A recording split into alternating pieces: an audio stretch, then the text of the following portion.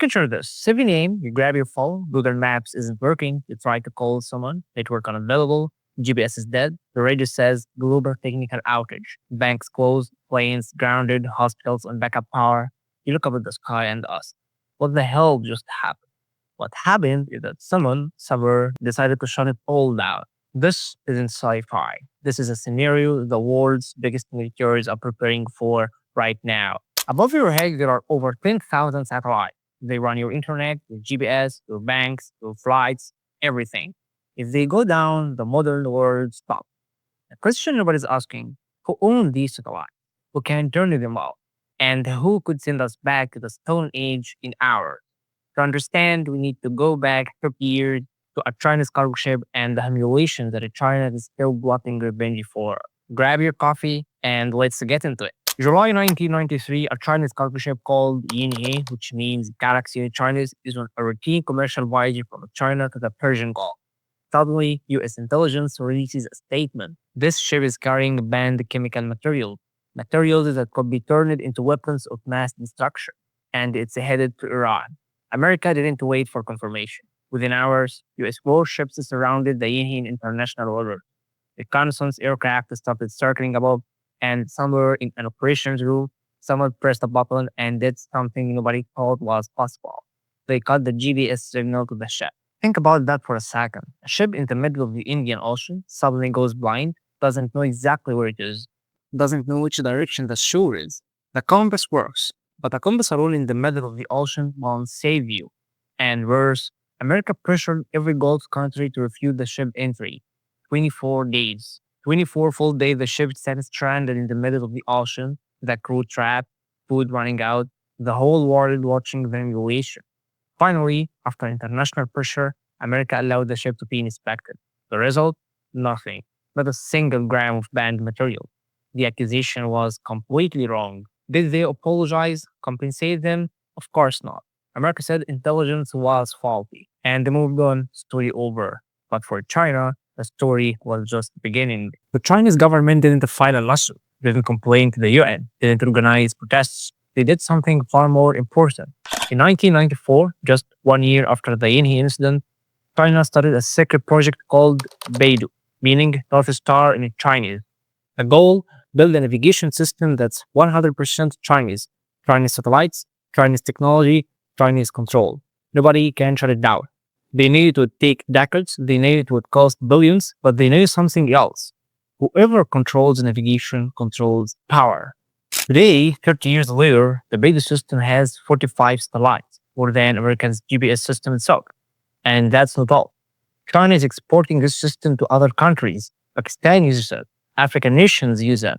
Parts of the Middle East use it. Gradually, the world is splitting into two navigation systems, one American, one Chinese. But China learned something even more important from the ship incident, something that it changes their strategy forever. Whoever controls space controls Earth. Pay close attention to this, because this is the next big fight after the Eye Wars. And from that moment on, China started a different race, not a race on air, a race from the sky. When we hear space race, we think of black and white photos, Neil Armstrong on the moon, the American flag, all that good stuff. That was the first space race, America versus the Soviet Union and the America war. But there's a second race happening right now, and almost nobody's paying attention. In 2024 alone, the world launched 254 rockets into space. That's more than any year in human history. But the numbers alone don't tell the story. The story is in the details. America, 145 rockets. But here's the shocker. 95 of them were launched by one company, SpaceX. One company owned by one man controls almost all of American space activity. China, 72 rockets into 2025, 30% increase from the previous year. And every year the number grows. And the key part, it's all government controlled, all part of a plan. Russia, only 17 rockets. Western sanctions have crippled Russian space industry. The country that was first to send a human to space is now watching from the sidelines. And here is the fundamental difference between the two approaches. America handed space to private companies, to innovation, to the free market, and that let one person, Elon Musk, become more powerful than NASA itself. China kept space in government hands for planning, for strategy, and that lets them set long-term goals and achieve them with military precision. Which approach is right? Nobody knows yet. But what we do know is that the sky above us just got crowded. And that crowding is creating the problems nobody expected. Right now, as you are listening to this, there are about 10,893 active satellites up there. You know how many of them are owned by one company? 65%. Nearly 7,000 satellites, more than half of all satellites in space, are owned by a company called Starlink. And who owns Starlink? Elon Musk. One person, not a country, not a government, not an alliance of nations. One person controls more than half space infrastructure. How did this happen? The idea started simple. Musk said he wanted to bring internet to every place on Earth, remote villages, deserts, the middle of oceans, anywhere. A method, instead of building cell towers on the ground, he put thousands of small satellites in low Earth orbit. These satellites would cover every centimeter of the planet. And it worked. Starlink today serves billions of users in over 70 countries, and it works in places that never had internet at all. But the question nobody asks, when one person owns half the sky, what can they do with that power? The answer came from somewhere nobody expected: Ukraine. February 24, 2022, Russia invaded Ukraine. The first thing the Russian military did wasn't a missile strike, wasn't a ground assault, it was something different. They cut communications, cyber attacks on Ukrainian internet infrastructure, GPS jamming, destruction of communication towers, the same American tactic from 1993 with the Chinese ship, remember? But this time on an entire country. Ukraine went blind. Military command couldn't communicate with soldiers. Soldiers couldn't communicate with each other. Drones couldn't transmit their data. Air defense couldn't coordinate.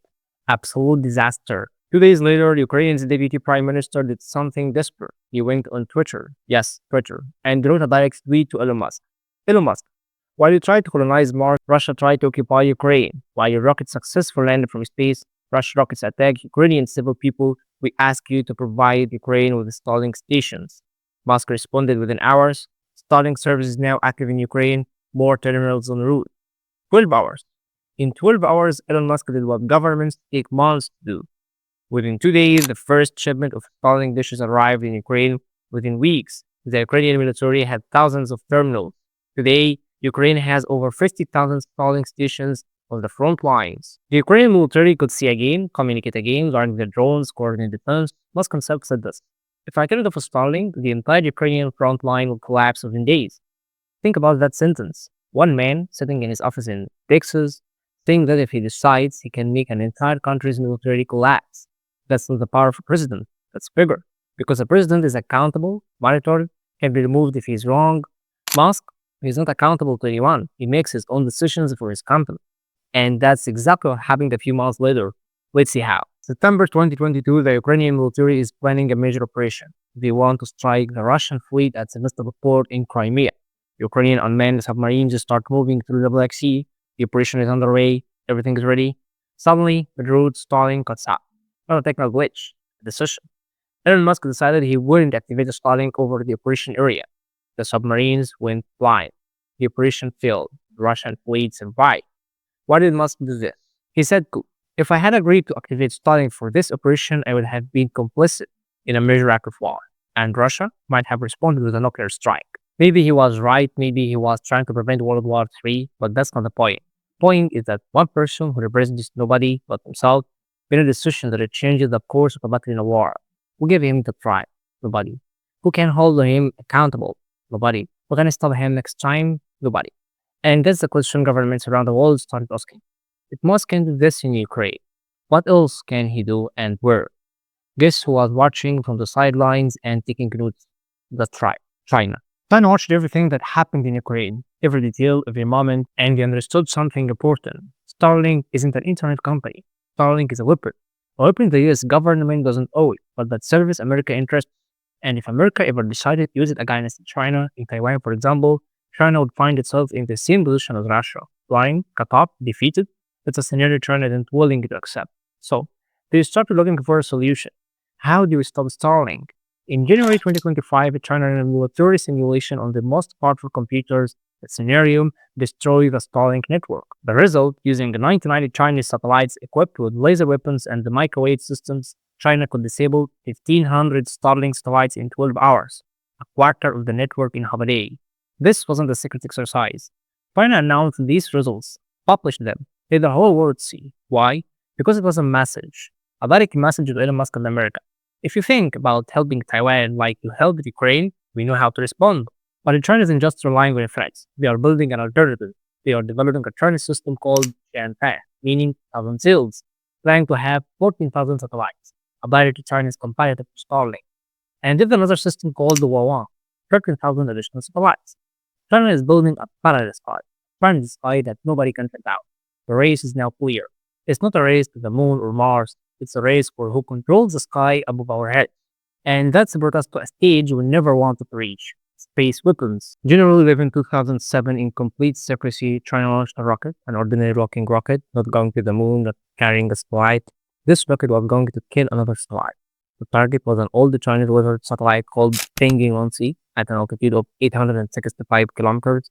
The rocket hit it. The satellite exploded. Up here, you might say, so what? They were just testing. The problem isn't the strike. The problem is what happened after.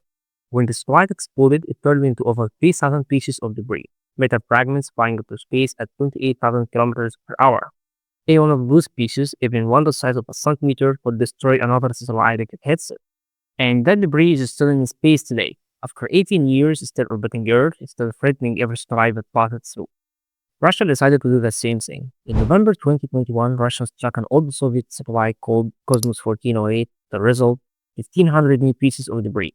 This debris was so close to the International Space Station, the station with astronauts from America, Russia, Europe, and Japan, that the crew had to take shelter in emergency capsules and to prepare for evacuation.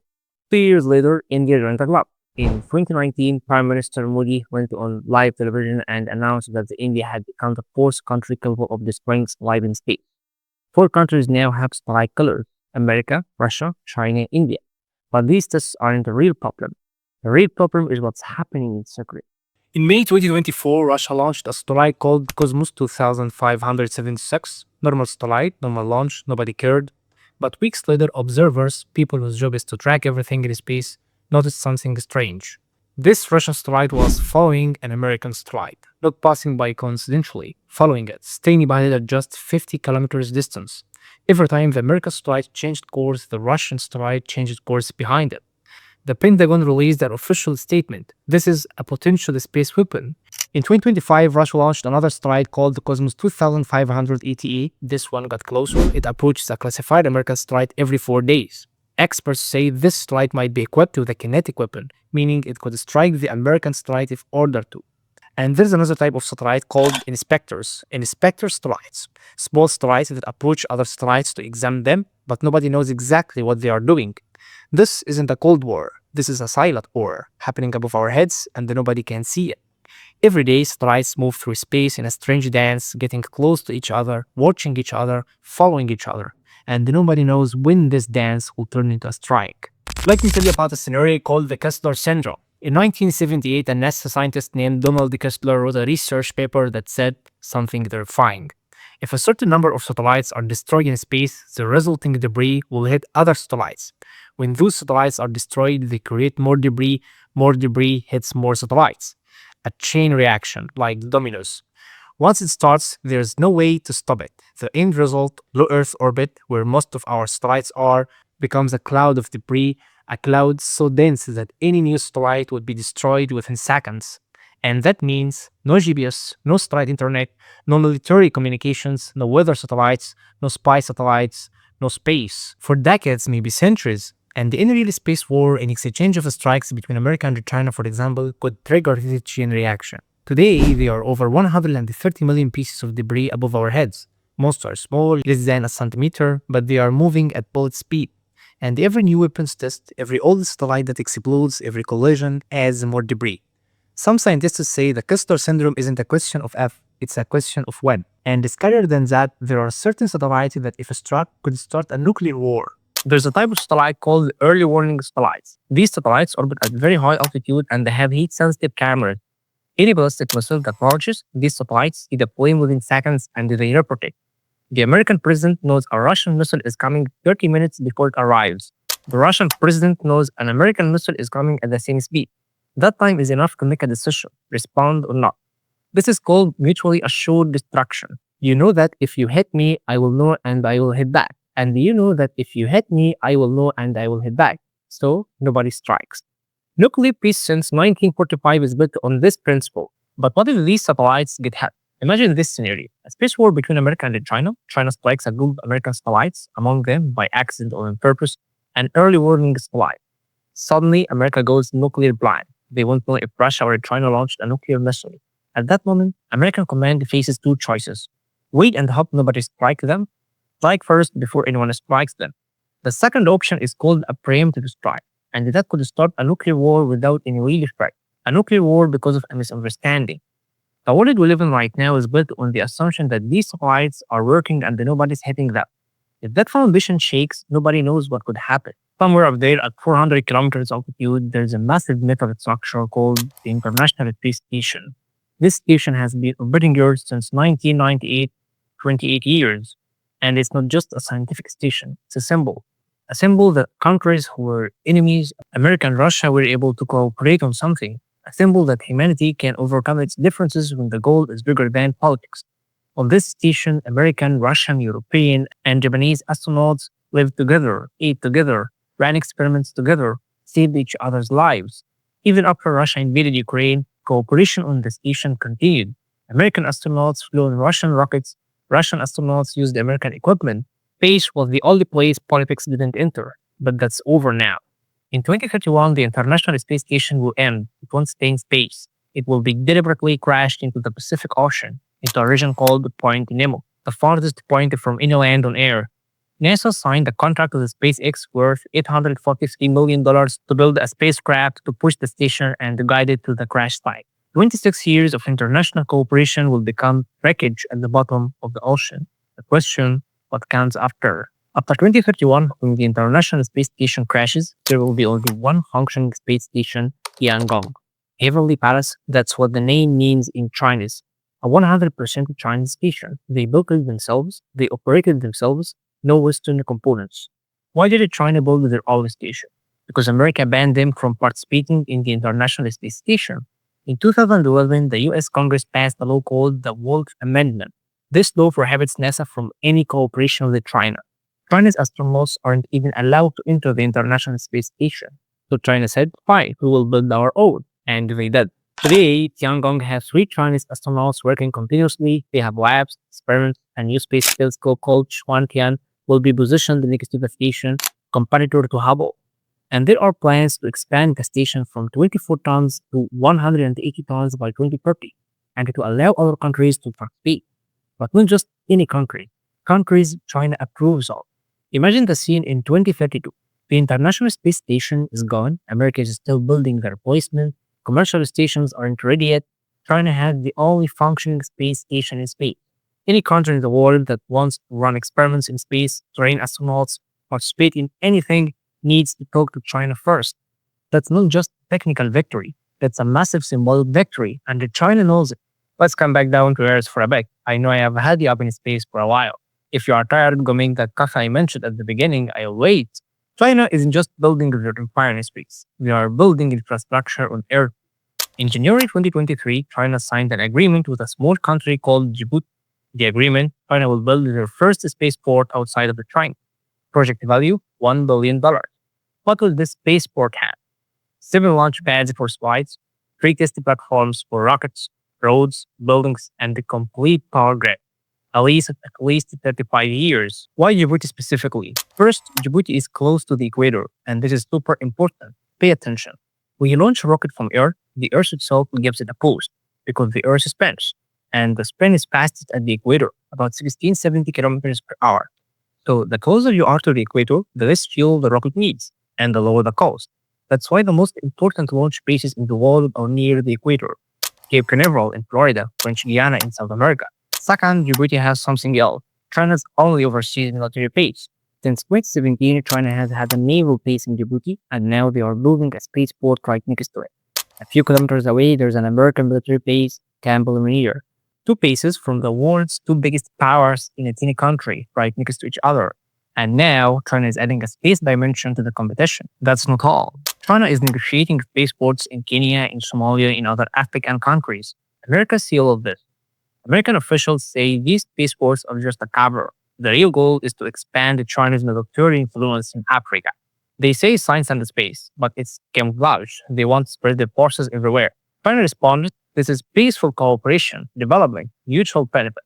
The truth probably somewhere in the middle. Just like America has used the space for strategic interest, China is doing the same thing. And the conflict that was in the sky has come down to earth. Remember the Chinese ship incident in 1993 when America cut the GPS? China built BeiDou so that would never happen again. But America learned the lesson too. They discovered that dependence on GPS is a vulnerability. In 2024, the world saw something strange. GPS spoofing incidents increased by 500% in 1 year. What's GPS spoofing? Imagine you are on a plane. The plane uses GPS to know where it is. Suddenly, fake signals start reaching the plane. Signals saying the plane is somewhere it's not. The pilot looks at the screen, says they're over the ocean, but actually they're over a mountain. In March 2024, in the Baltic Sea region, 1,600 aircraft were affected by GPS jamming in just 2 days. The source, Russia's Kaliningrad region. A Ryanair plane was trying to land at an airport at just 250 meters altitude. Seconds from landing, suddenly the GPS disappeared. The pilot aborted landing at the last second. This wasn't in a war zone. This was in Europe. Civilian aircraft, regular passengers. Russia is using GPS jamming as a weapon. And in China, China is learning, developing, preparing. The next war won't start with tanks. It will start with signals. So what is all this conflict actually about? Satellites, GPS, internet. Those are important reasons, but not the real one. The real reason is a bit farther away, 384,000 kilometers away to be exact. Not that far away. You could make the trip in 5 or 6 years with some good music playing. The real reason is the moon. When we think of the moon, we think of rocks and sand and emptiness, and it weighs nothing there. Wrong. The moon has treasures that could change humanity's future. Treasure 1 helium-3. What's that? Let me tell you. This is actually huge. Helium-3 is an extremely rare isotope helium gas on Earth could produce just 8,000 liters per year in the whole world. A liter costs us thousands of dollars. On the moon, there are hundreds of thousands of tons of it. I can see your eyes lighting up from here. Why does this matter? Helium-3 is the ideal fuel for nuclear fusion. Clean energy, no radiation, no nuclear waste, virtually unlimited energy. Scientists say just 25 tons of helium-3 could power the entire United States for a full year. Imagine that. In September 2025, an American company called Interol signed the first commercial contract to sell lunar helium-3. The value? About $300 million. The race for helium-3 has officially begun. First one there wins. Treasure 2 water. At the moon's south pole, there are deep craters. The sun hasn't reached the bottom for millions of years. Temperature there is 200 degrees Celsius below zero. And at the bottom, there's ice. Scientists estimate the amount of ice at the moon's south pole at 1.6 billion tons. You might say, water on the moon, who cares? Just resources, right? No, look at this differently. All major countries care a lot because that water can be converted to drinking water for any lunar settlement, oxygen for breathing, rocket fuel when you separate hydrogen from oxygen. Any country that controls water sources on the moon can build a fuel station in space. Instead of a rocket leaving Earth carrying all the fuel it needs, which costs billions, it leads light and refuels it on the moon. Whoever owns the water on the moon owns the entire road space. And that's exactly the problem, because all major countries on the same spot. The moon's south pole, a small region, there is a crater called Shackleton. This crater has some of the richest ice deposits on the moon. High peaks that get sunlight all the time, meaning continuous solar energy 24/7, permanently dark areas perfect for storage, the ideal location for any lunar base. The problem, there are two alliances that want this spot. Alliance 1, Artemis, led by American, 51 countries signed the Artemis Accords, including Saudi Arabia, UAE, India, Japan, and Europe. The goal, return astronauts to the moon. The last time was 1972. Alliance 2 ILRS, International Lunar Research Station, led by China and Russia. With them are Pakistan, Egypt, South Africa, Venezuela, and other countries. The goal, build a permanent lunar base. Two alliances, same goal, same location. NASA's administrator said this exactly. I don't want China to get to the South Pole first and say this is ours. So who's going to get there first And how will whoever get there first look at the whole situation? The American Artemis program, supposed to return America to the moon, is in serious trouble.